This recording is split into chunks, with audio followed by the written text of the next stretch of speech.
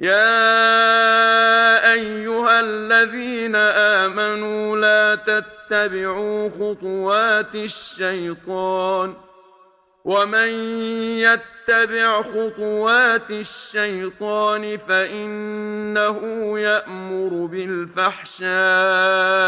والمنكر،